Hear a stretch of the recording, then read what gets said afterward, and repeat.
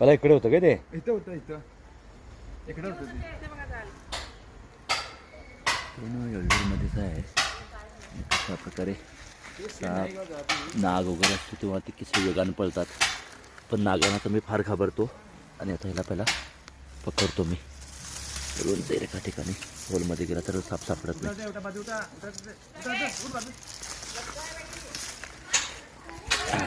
सकाळचा वेळ आणि परसातला असा वातावरण तरी हे स्वच्छता दिसते. पण ग्रामीण भागात असा प्रकार असतोय.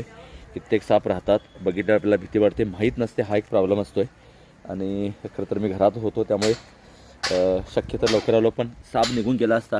कधी कधी लोक पण त्यांना आम्ही यायला वेळ झाला तर मारू शकतात.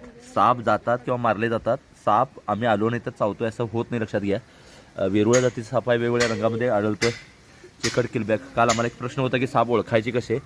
सापामध्ये बरीच तफावत असते. एकाच जातीतला साप किती रंगाचा असू शकतो, त्यामुळे सापांना ओळखणं तसं शक्य नाही आहे. तुम्ही नेहमी व्हिडिओद्वारे किंवा आपल्या आजूबाजूच्या सापांची ओळख ठेवला, त्यांची लिस्ट बनवला तर तुम्हाला ते सोपं जाईल आणि साप वेगवेगळे कळायला लागतील.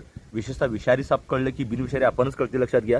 म्हणून महत्त्वाचे 4 जे विषारी साप आहेत, नाग, मण्यार, घोणस, पुरशे, हे ओळखा. आणि बाकीचे साप ह्या 4 पैकी तो कोणता आहे का ह्याचा जर स्वतः विचार केला तर तुम्हाला बिनविषारी आहे असा अंदाज लावता येतील. चेकड किलबॅक किंवा विरोळा म्हटला जातोय, हा बिनविषारी साप आहे पण चावतोय जास्त. हा मात्र शांत वाढतोय. साधारण 2 वर्ष वयाचा हा साप आहे.